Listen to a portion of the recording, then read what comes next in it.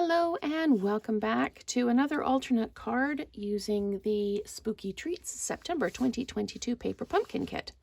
So what I have here is a fresh Freesia card base. I've got a piece of the basic black in 5 1/4 by 4, and I've taken the centers, the spider webs, out of the middle of the sleeves on 2 of them, and they're going to go in the corners like this. Now this one I've already trimmed. This one you can see that the edges are kind of sharp where it's been cut out. So on the ends that are going to be within the card, I'm just going to go through and just kind of soften those edges up a little bit. Just snipping them a little bit just to soften it up so we don't have all those hard edges. And you can round them if you like, or you can just nibble the edges off. This one I think needs to be a little bit more rounded. So there we go. Like I say, we're just snipping those hard edges down to make it look a little bit more natural. And there we go. So that's good.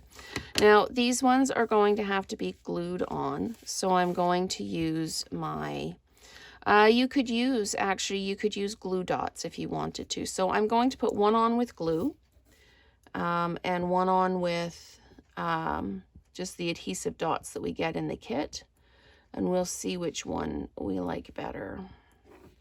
The adhesive dots, the advantage is that you can kind of roll them so they fit to the shape that you are sticking down. So, okay, I've got this one, and we'll pick it up, find somewhere that's not gluey, and we'll pop this down. We need it to be at the edge of the paper on both sides. So there we go.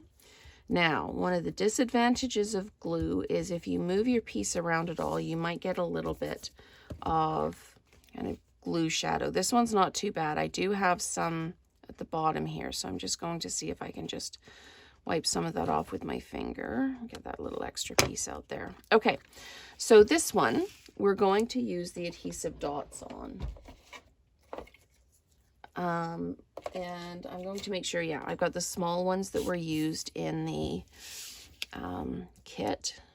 So one can go there for sure. It's already stuck to my finger. I'm going to use my piercing tool because it's easier to place these down and pick the backs off if you've used the piecing tool or piercing tool.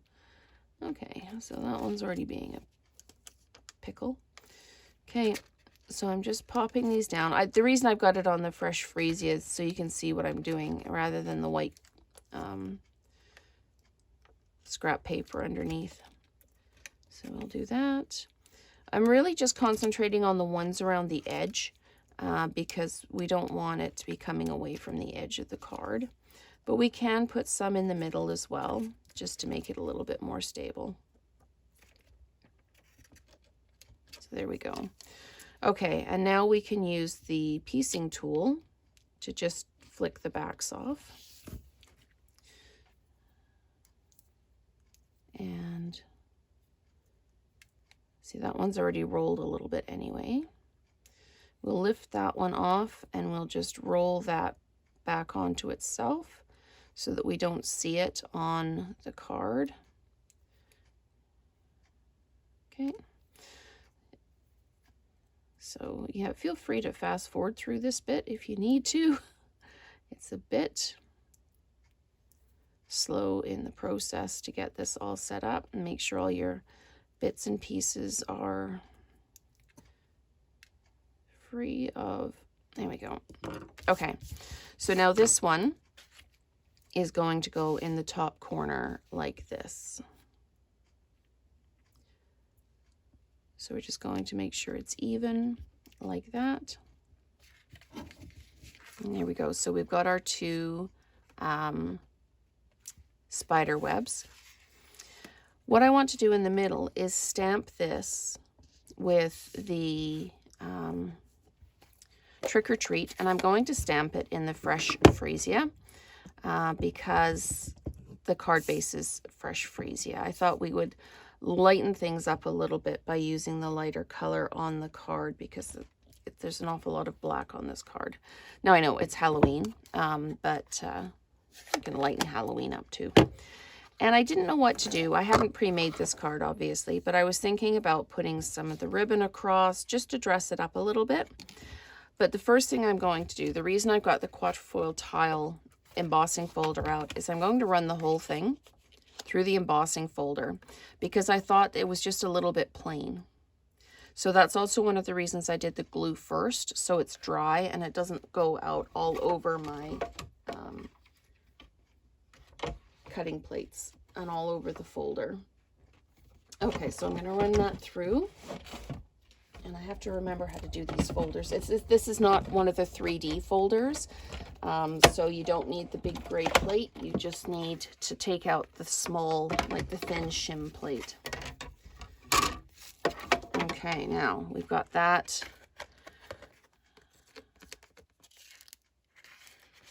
And see some of the glue dots stuck. That's okay.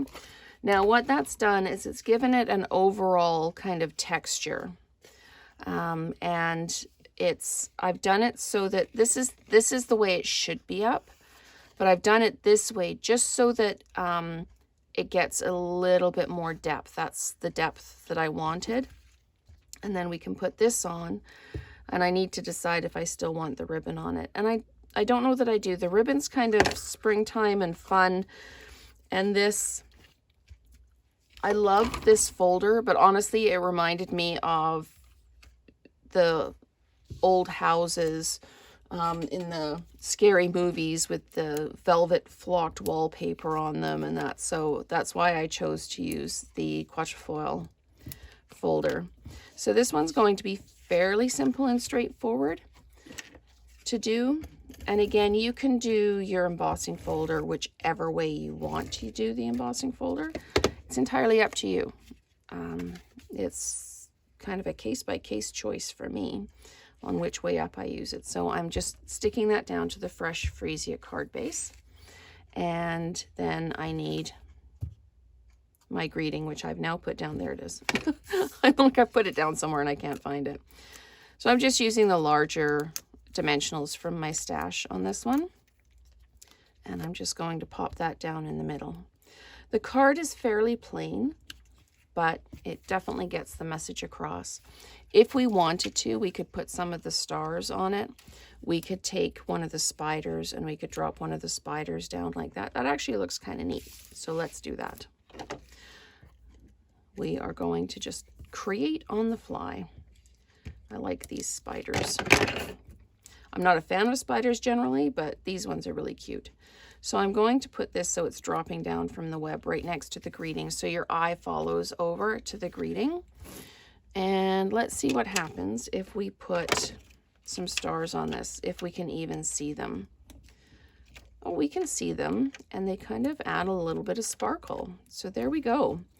Lots of elements from the kit in here. The only thing that I used out of my stash was the card base and the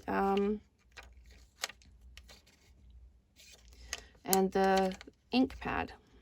Okay, so that is our finished card. I don't know if you can see the stars kind of glinting on it there, but thank you so much for watching and stay tuned for more alternate examples.